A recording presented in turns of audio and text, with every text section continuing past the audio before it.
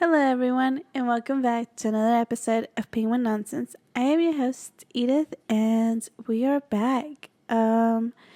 It is not Thanksgiving. Good gracious, I don't know what it is about Thanksgiving that I've been confusing it for some reason. I said it earlier this week to a coworker, so it is not Thanksgiving, but Edith wants it to be Thanksgiving. It is Easter. So happy Easter, y'all. I hope y'all had a good Easter weekend if you listened throughout the week, because I think this episode comes out Monday, so Easter will have already passed.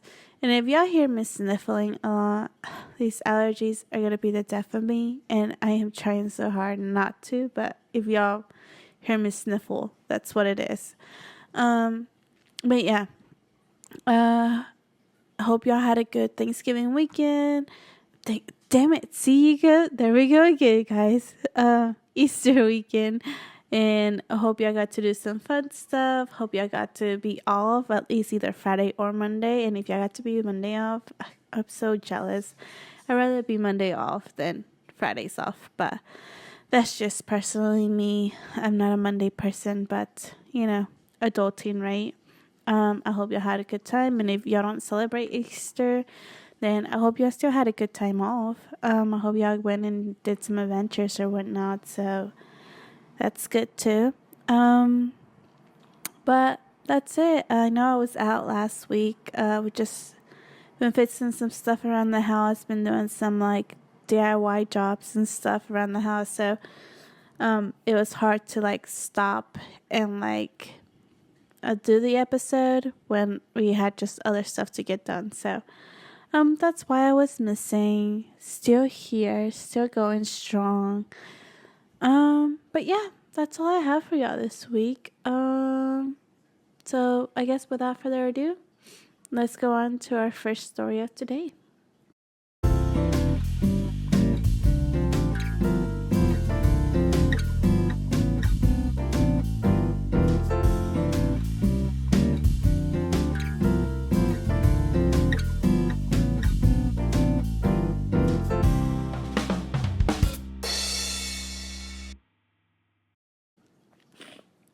So, this first story comes from a story that has made it around the internet through every social media that I have possibly, or maybe it's just because I'm in the right algorithm. I don't know. Maybe y'all haven't heard of it, but at least in my algorithm, the dire wolves. And I know a lot of people think of, I believe it's Game of Thrones.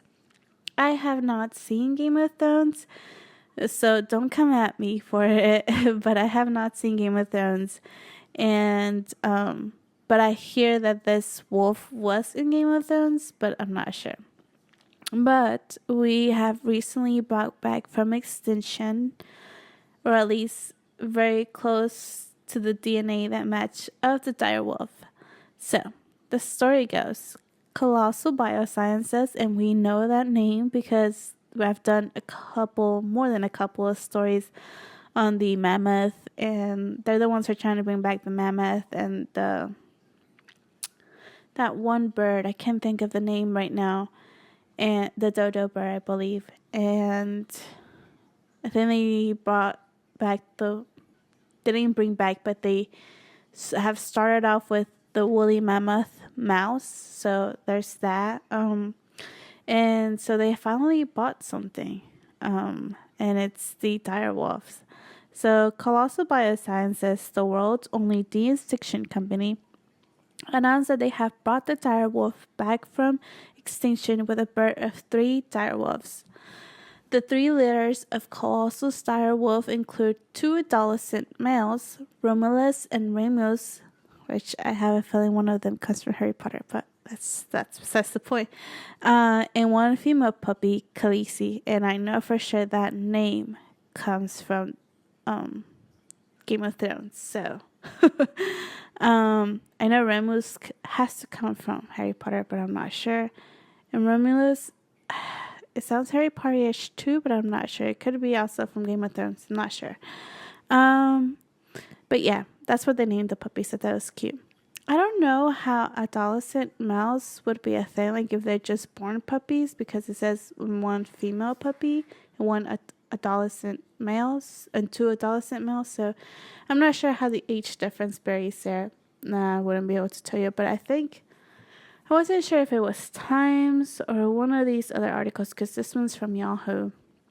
I tried to find like something that was the shortest, had like a whole thing about like pages and pages, because I know my husband was reading, and my husband is big into the whole like reading and finding out stuff and whatnot.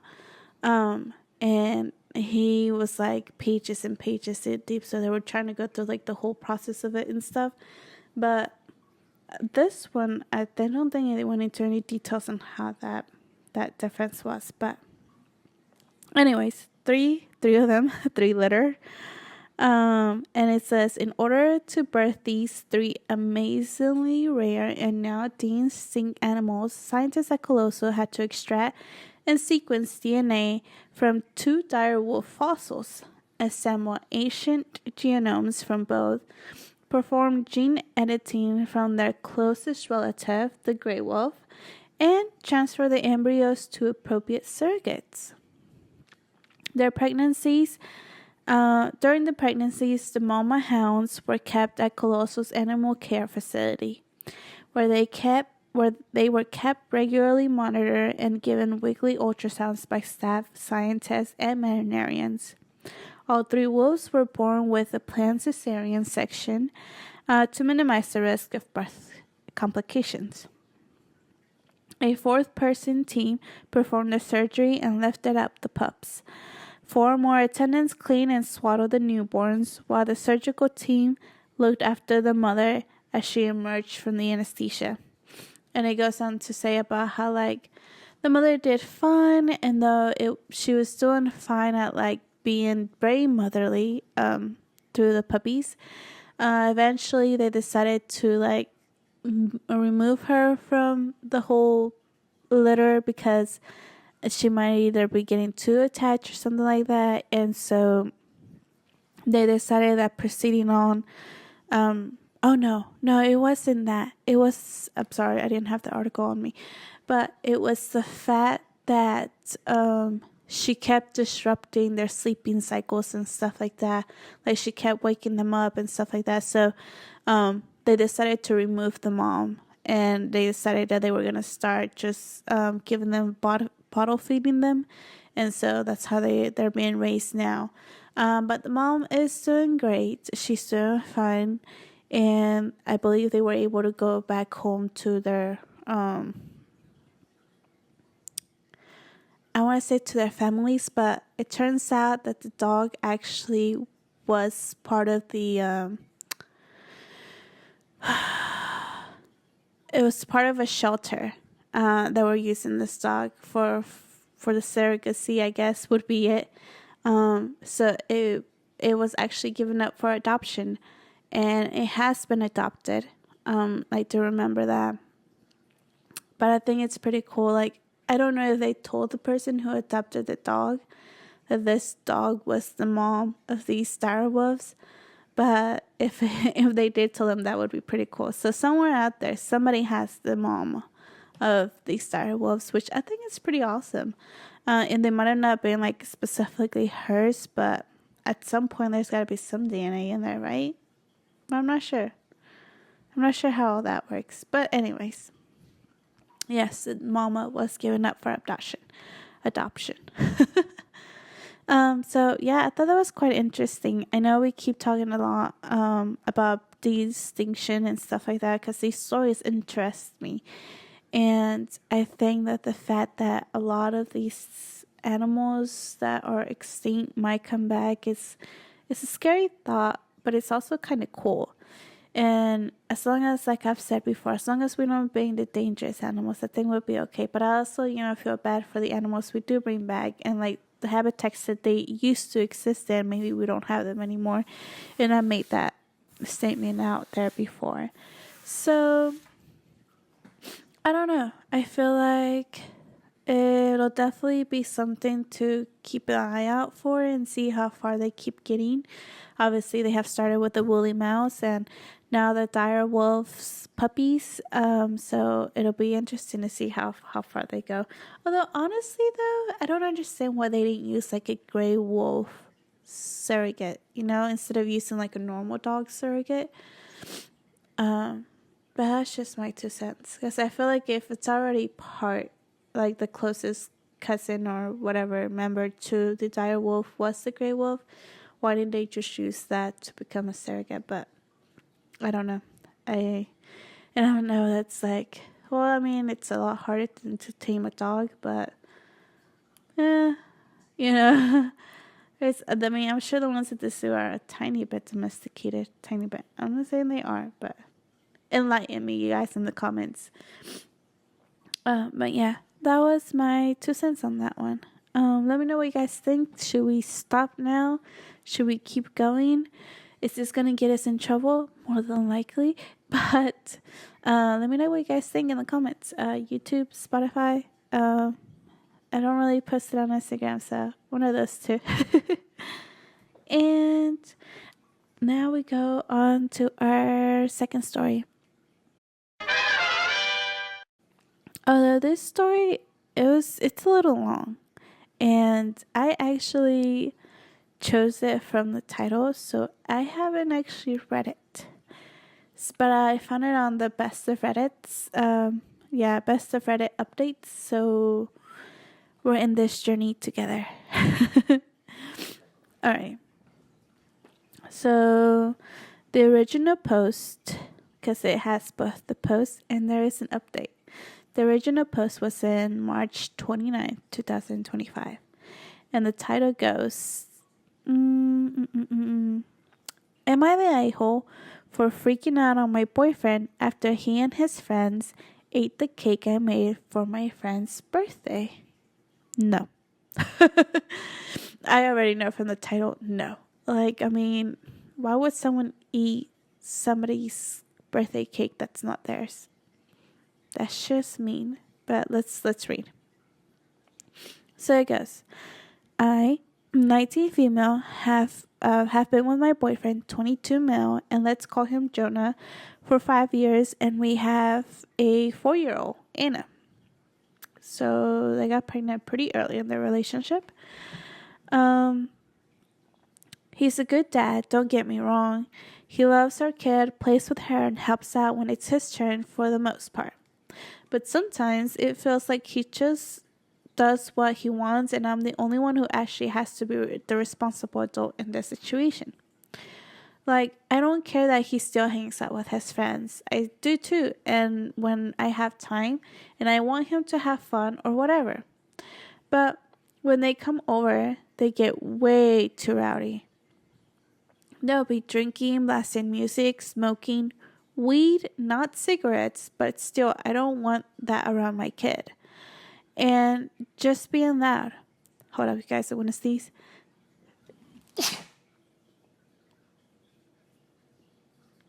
Oh my goodness. I'm telling you guys, these allergies are going to be the death of me. And I took an allergy pill already, but that's besides the point. So, anyways. It goes that he smokes weed, but not cigarettes, but she still doesn't want that around her kid anyways. And just being loud. I've told him a million times that's not the kind of energy I want our daughter around. And he just acts like I'm being uptight. So when I know he's having a chill night with them, I usually take Anna to my parents' house so she doesn't have to deal with it. This time, I was actually excited to get out of the house for another reason. My best friend's birthday. She's been talking about this specific cake for months, a chocolate cheesecake stuffed sheet cake, which, BTW, took me forever to get right. So we agreed I'd make her for her birthday. I was so happy with how it turned out. Baking's one of a few little things that I got between taking care of Anna and online school, so I get really happy and proud when I get to do it, whether it's just for fun or for somebody else. I spent hours making this cake. It was perfect. Before I left for my parents' house, I made it very, very clear to my boyfriend, do not touch this cake. It's for a friend. And he kind of laughed and went, "Yeah, okay, babe." Like I was being weird for saying it. I come back the next morning to go to grab the cake, and half of it is gone. Like a whole side of it just destroyed. I did have the thought maybe he would have cut himself a little slice at least, which would have still pissed me off, but whatever. But no, his friends got into it too. I asked him what the hell happened, and Jonah just shrugged and told me that they had the munchies. Like that was some kind of valid excuse. I was so mad I told him I spent hours on it, that it was literally my best friend's cake, and that I had specifically told him not to touch it. And he had the audacity to go, "Babe, it's just some cake. Why are you acting like this?" Like, I don't know, maybe because I put so much effort in it and I now have nothing to bring to my friend's party. I kept going on about how I was, he kept going on about how I was blowing shit out of proportion and how I could just make another one. Even if I had the time to do that and for it to be ready for the party, and it would not be possible. We kept arguing it would only be rolled.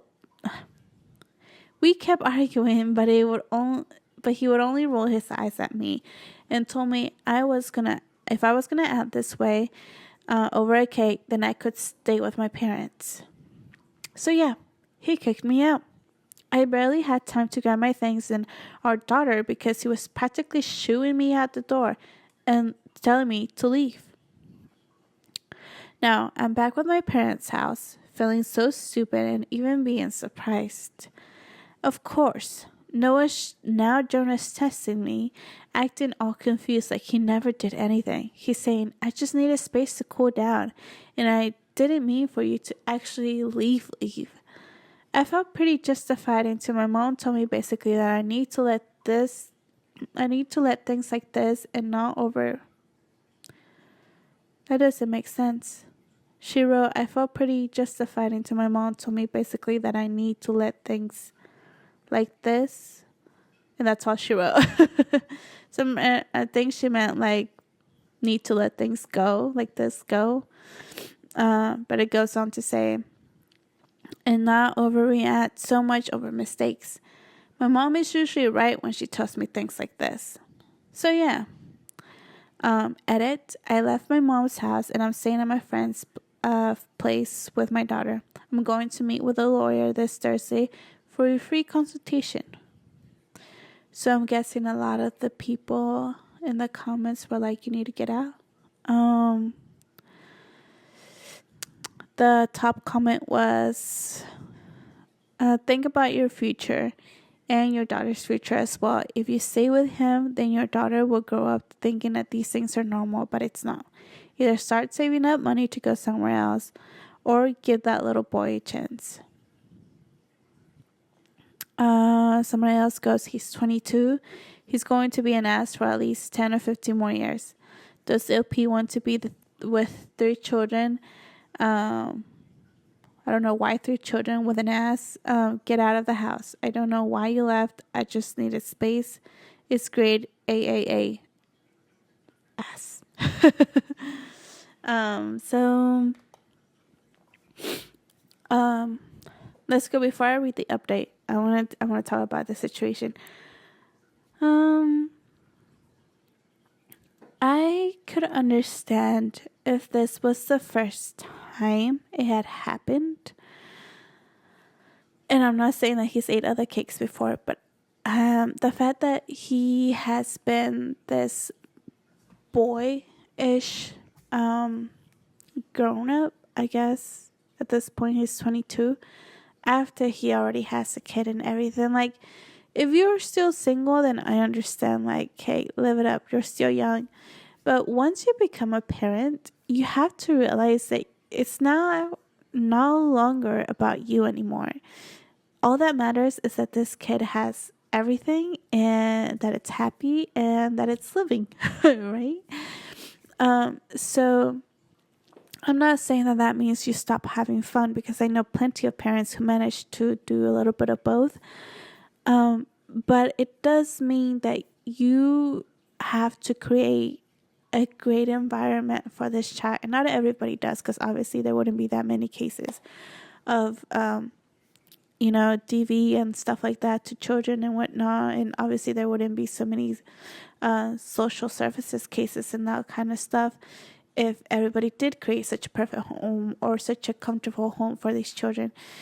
But it is essentially your job to try to create the best environment for the children. And the fact that this person smokes weed, like at the house, and the fact that she has to take the kid to another house just so he can be with his friends, it's honestly wrong. Like, I don't understand why he doesn't just take it out of the house. And I think it's wrong that he's smoking, but if he's gonna do it outside the house. Don't make this child have to leave her own house because you're bringing bad people into the house. And I think that's a big one. I think that's where I draw the line. It's the fact that, I'm not against him having fun. Sometimes these things happen, but I am against the fact that he's not creating a safe environment for her. And not only her, but the mom is obviously distraught of what's just happened. And he's just being the fact that he told her to get out and then pretend that I don't know why you left, I didn't think you'd leave. What is, I hate when men do that. Either mean what you say or don't act like you never said it, or don't take, and oh, I'm taking it back. It's so manipulative, him now acting like he's the victim because now she's gonna have to say sorry because she misunderstood him or something like that. It's just wrong in so many ways, and I really do hate it for her. Obviously him eating the cake, his friends eating the cake, that's just wrong. That's messed up. Then if it's, I don't think she did it for money because it was her best friend's birthday. But if she had done it for money, then now she's able to breach a contract with her customer, and now her customer is not gonna get what she wanted. In this case, it just so happened to be her friend, so I don't think her friend is gonna be too pissed. But I do think if it had been a customer, a lot of stuff would be going down, and maybe she be losing money, and maybe she just needs a little bit of extra income to make it through the week or whatnot, and now she doesn't have that income. So the fact that he was that careless, it just pisses me off to another level. Because when you start messing with something that doesn't hurt you, but it hurts others, that's when it starts to be okay, what are you trying to get from this? So, I don't know.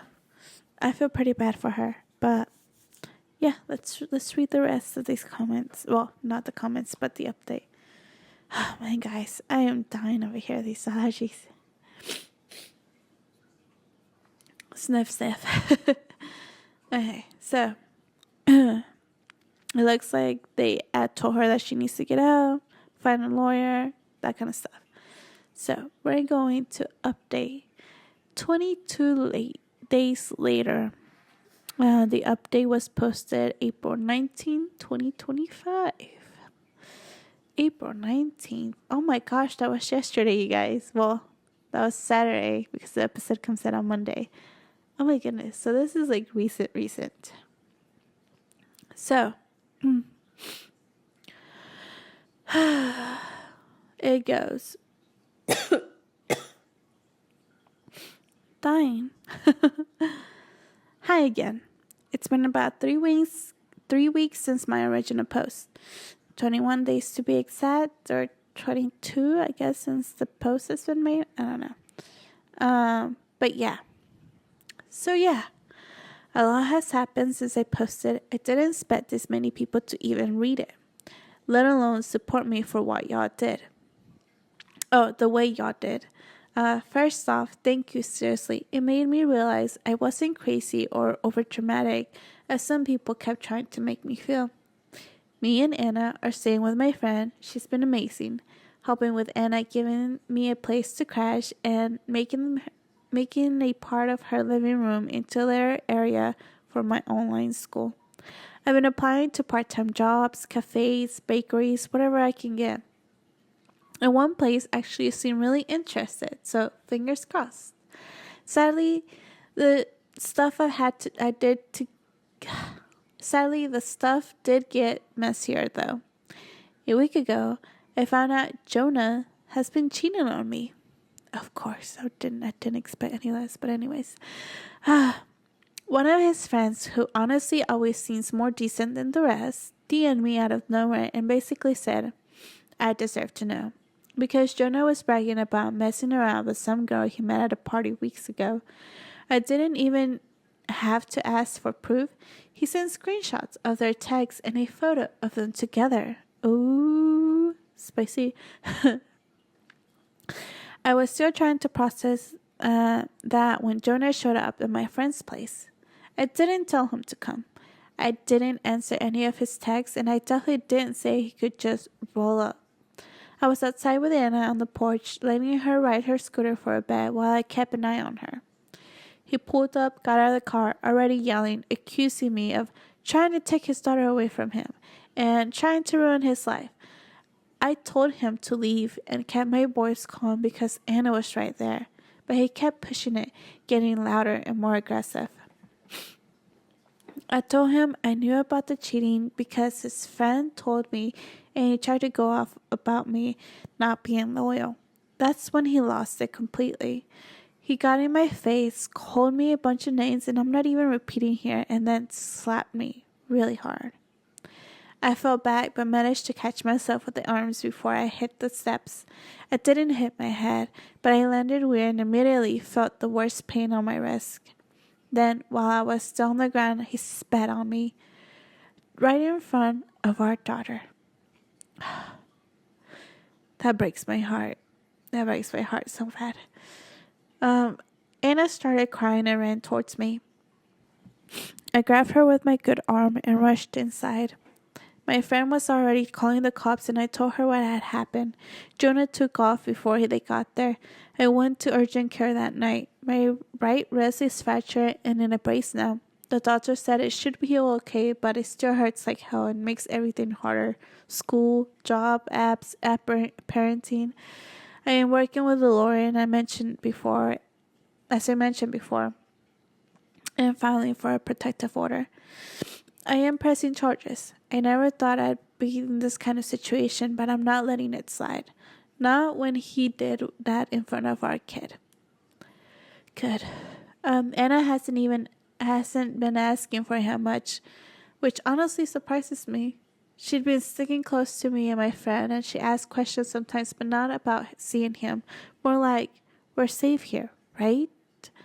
And yeah, it hurts my heart, but makes me feel like I'm doing something right. My mom still keeps saying stuff like, he's still her father, and warning me to not make things worse despite me telling her what happened. But I'm done listening to that. I try to keep peace. I stayed quiet for so long, but not anymore. My dad's been trying to stay neutral between us, but he's been checking in on me a lot and helping with the rights and stuff. I can tell he's more on my side, even if he's trying not to make it a thing between him and my mom. Thanks again, everyone who helped me feel sane through this. I really needed that. I'll update again when something changes, hopefully for the better. Wow.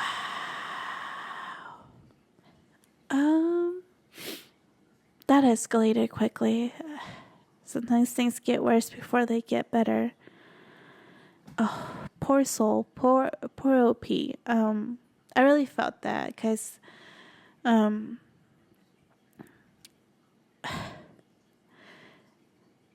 kids grasp a lot more than they let on, and I used to work with kids who went through domestic violence and that kind of stuff, and the things that they sometimes grasp or the things they start doing because of what they've seen is heartbreaking. So I know that this kid, as soon as she saw this person, I'm not even going to call her dad, because honestly, she doesn't deserve to call him dad. No, well, he doesn't deserve for her to call her dad. Call him dad. Good gracious, words is hard. But yeah, he just doesn't deserve that word. A dad would be protective, and he definitely wasn't. He was everything opposite. And she's always gonna maybe grow up thinking that she's gotta always be looking out, making sure that he doesn't come near again. I know while I was working with these children, there was one kid in specific who got to witness when the mom was DV'd, and he would scream bloody murder if you tried to separate him from his mom. And I was very, very blessed to work with these kids to a very old age. I knew them since they were itty bitty to at least middle school. And so a lot of them, to see and grow up, to see that kid grow up from being scared to leave his mom because he was scared that his dad was going to come back and hurt his mom or hurt him, to be able to be free or be separated, and like find that's okay. It's okay to leave mom. We're safe now. I try not to cry, guys. It's honestly like probably one of the best jobs I could have also like had at some point. But yeah, it's honestly amazing, and the fact to be able to give these kids that safe space, that's the best thing that one could possibly do. So I definitely know that this poor little girl is going to go through some stuff, and it's going to take a while. It's going to take a couple years for her to acknowledge, and hopefully, and this will only happen if this dad doesn't come around that often anymore, or doesn't try to hurt them anymore. Obviously, if the mom keeps letting him into their lives, and these things keep happening, then obviously she's going to grow up thinking to always be on the lookout. But hopefully this lady OP does continue forward and doesn't let this person be in their lives anymore and that kind of stuff, then I hopefully hope that this little girl grows up and realizes that she's okay. She's going to be safe, and it's going to be okay. My heart breaks. But yeah, that's so sad. It really is. It's really heartbreaking.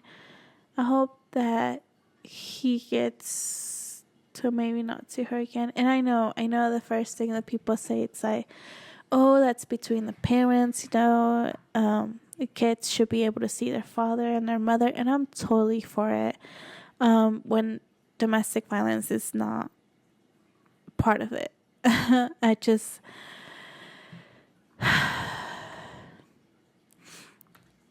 it's really hard. It's really hard. It's a really hard subject because, one, I don't have kids. So I don't know what it would be like to separate my kid from anybody. But working with them, I do know that sometimes separation is the best for them. But I also do think, like, after a certain age, if a kid wants to see their father or their mother, maybe it was the other way around because DV goes both ways, then I think they should have the choice. Probably when they're still young, it's probably just the best to make the best choice for them. But after they get to a certain age, let them decide for themselves, if it's possible. Sometimes scenarios are way too worse, and it's really what you think is best for your kid. But I hope this little girl finds peace. I hope OP finds peace. I hope that the court, sees what happens, and I hope that you get to keep the kid full time. And maybe he can just do visitations, but I don't know. It's a tough situation. I've never been in it. But I hope that y'all find the right support for sure. And it looks like your friend is being great. The fact that your mom keeps telling you to go back blows my mind. Honestly, my mom would be like, door's locked, he's gone. But yeah, I feel so bad about that your mom is like that. I'm glad your dad is a little bit more supportive, thank goodness. But the fact that they're staying out of it, I don't know. I honestly feel bad for my kid if they were getting beat on, or if they got beat on at some point by their significant other. I don't think I could let them go back to that, or keep telling them to go back to that. But that's just me. Let's go on. Everyone in the comments is saying the same thing, so I won't even read them to you. But we'll see if we get another edit on that. I'll try to keep an eye on it and that kind of stuff. I'll save the post and whatnot, and try to follow the person who did it. It says, in case y'all want to follow it, the username is u/throwyfriendscake. So that's who you should look for to if you want to find the original user. And keep updated. So we'll see. And that's all. One eternity later. No, I'm kidding, guys. Obviously, after that doozy, I gotta give y'all good news, right? That's what I do. I don't ever leave y'all with a sour taste in y'all's mouth. Let's see. So, this one's about a cute little snow owl. I love little. Okay. I don't love owls. I think they're cute. I think their face is cute. But my mom, on the other hand, she is obsessed with owls. She loves owls all the time, and she has like so many figurines and so many stuffed thingies, and she just loves owls. She's always loved owls. I don't know why. I don't know. I should probably ask her why she loves owls, but that's her thing. Her thing is owls. But I can't say I love them, but I do like them. They are cute and adorable. So in this case, an injured snowing owl is rescued near O'Hare, and there's a happy ending. So it goes. Sightings of snowy owls have been thrilling